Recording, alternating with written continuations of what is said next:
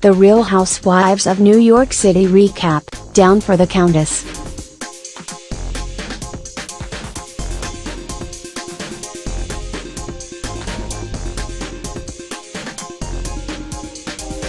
Before we talk about the episode, we have talk about the trailer for the second half of the season that aired at the end of the episode.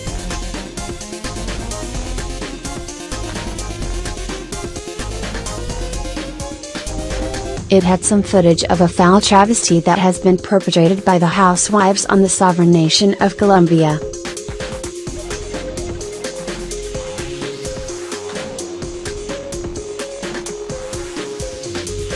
It's something heinous. It's something repulsive. It's something so destructive and wrong that we will spend months and decades and years dissecting it here at the Real Housewives Institute.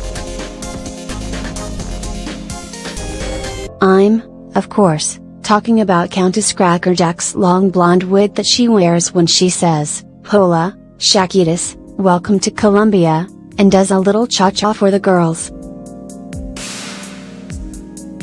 Yes, it wasn't enough for Luan and her fake hair to appropriate one culture this season, she has to try for another one.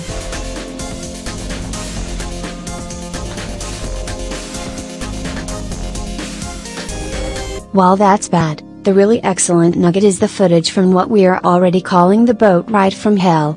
The end of the trailer is just an insane montage of the women screaming about life jackets while being tossed around on the briny in a ship that is supposedly coming apart.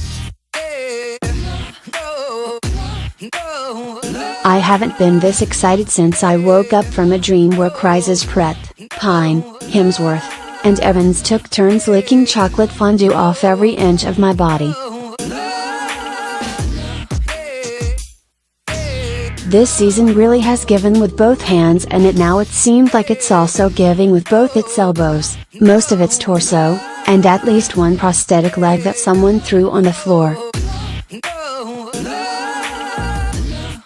This episode, however, was a little bit of a lull while we approach what will surely be not only the apex of the season, but what we can all assume to be an apex of the franchise as a whole. We're still at the Mayflower Inn and Spa in Luan's native Connecticut, where she is supposed to be relaxing after her return from rehab.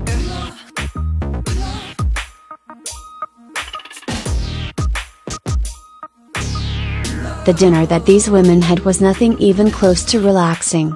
There were just fights upon fights upon fights.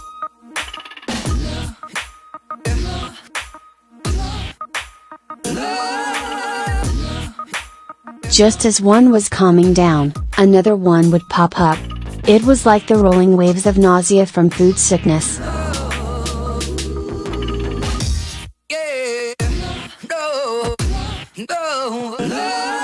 Just when you think it's over and there is nothing left, your body decides that it is just going to make you heave until you collapse.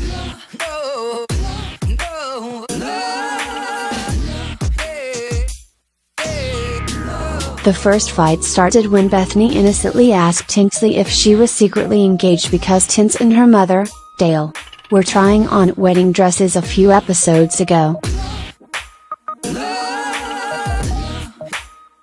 Apparently Bethany heard this from her friends at the wedding dress store, which is interesting.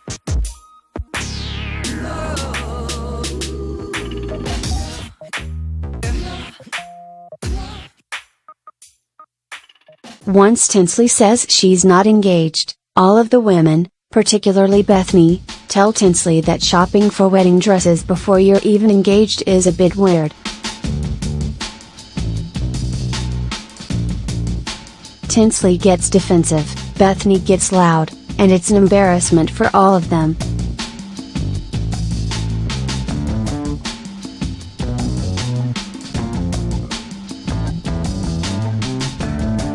Bethany, however, segues this fight back into the fight about the family crush that Sonia Tremont Morgan of the scrunchy hair care fortune Morgans has on her shoes.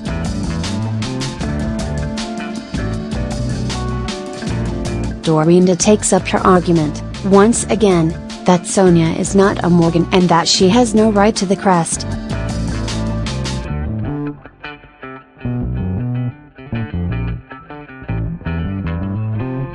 Well, as much right it seems as Luan has to the title of Countess, but that seems to be lost on no one.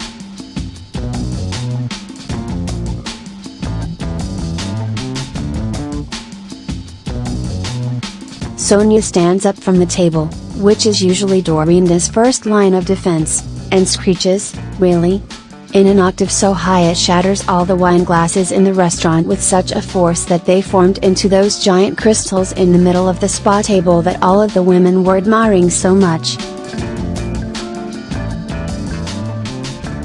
To make it worse, Dorinda and Sonia then get up in each other's grills like they're about to bump chests together and start beef like they're a stripper and her twin sister who stole her man on the Jerry Springer show. When Sonia and Bethany talk about the incident later we can see how Bethany is right. Sonia just had to have a clear message and make a swift defense to get Dorinda to back down. Sonia usually caves under pressure and is cowed by the louder woman, letting them run roughshod over her.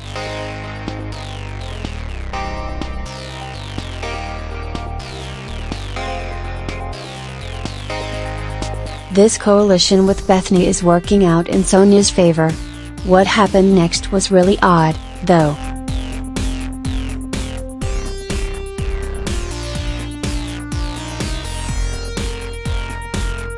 Dorinda apologizes and tells Sonia that she's doing really well moving out of her house and staying in the present and she's proud of her.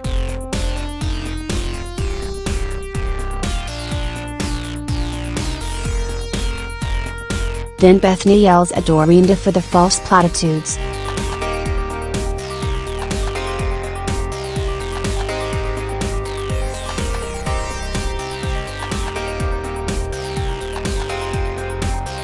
What is Bethany expecting here?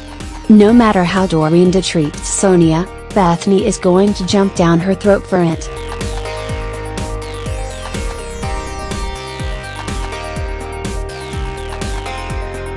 This season really has created some odd bedfellows.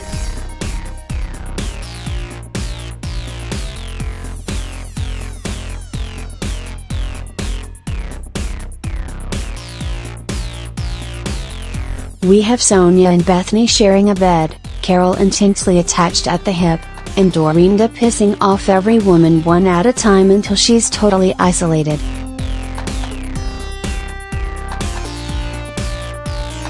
The oddest pairing of all though was when Carol went to Luan's side after dinner. These two have always gone together like foie gras and chocolate milk.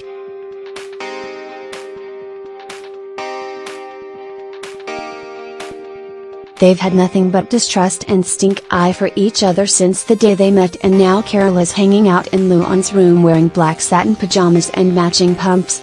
Strange. I mean the outfit, not that they were hanging out together. Okay, that too.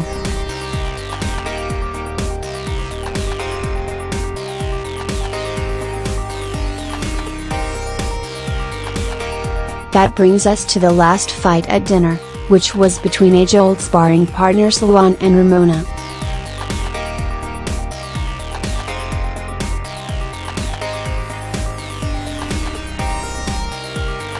Luan once again brings up the picture of her at dinner that Ramona posted without her permission and alerted the world to the fact that she was out of rehab.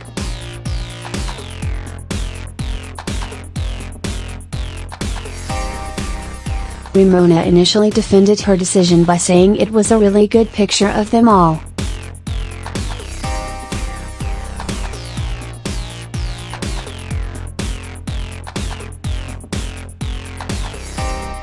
In Ramona's mind, the only thing that makes a picture suitable for the public or not is whether or not she looks good in it.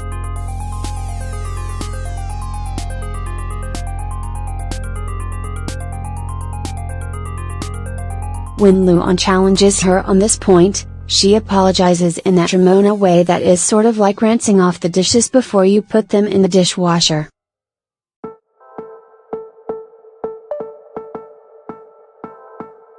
Still, you can tell that she doesn't really think she did anything wrong.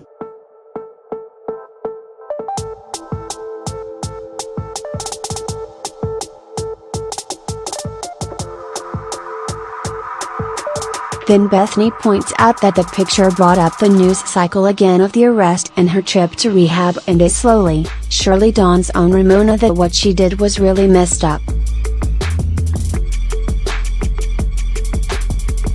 It's quite a face journey she goes on. It was like a woman's erotic journey from Milan to Minsk.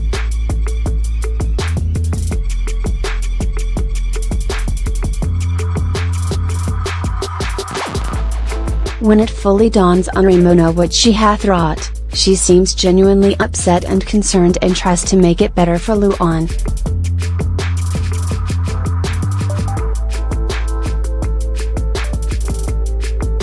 However, both Sonia and Luan accuse her of having fake tears to cover up her ignorance.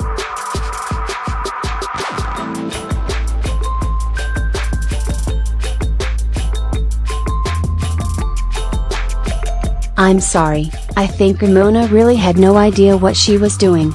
Still, incompetence is no defense.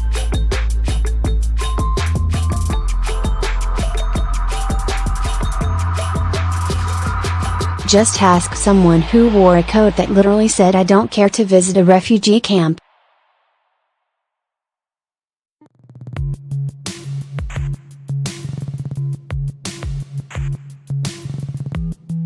That fight is just the tip of that particular iceberg, though.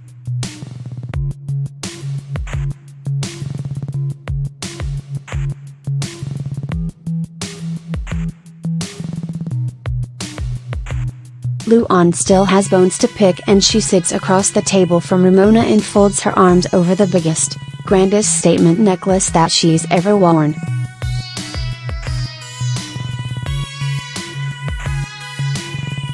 This thing looks like 8 oldie-time wooden pepper mills that are connected to a gigantic Moroccan knocker robbed from the door of the riad where they all stayed in season 4.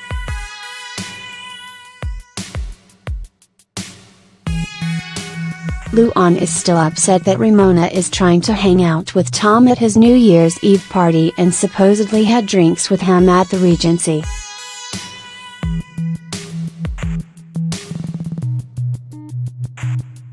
I fully understand Luan's point that Ramona should not be trying to socialize with Tom, but, I mean, if being at the Regency at the same time as him is having drinks with him, then everyone on the Upper East Side has had drinks with him at one time or another. It's not like they scheduled a rendezvous, they just ran into each other.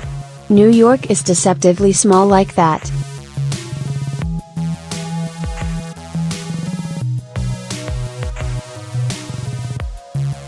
Ramona's defense was that she was there having drinks with Harry Dubin.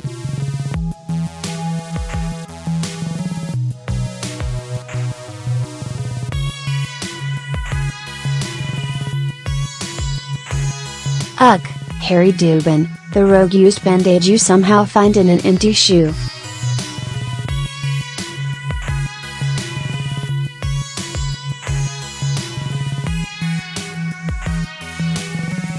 Palling around with Harry Dubin is no excuse for anything, and Ramona should know better.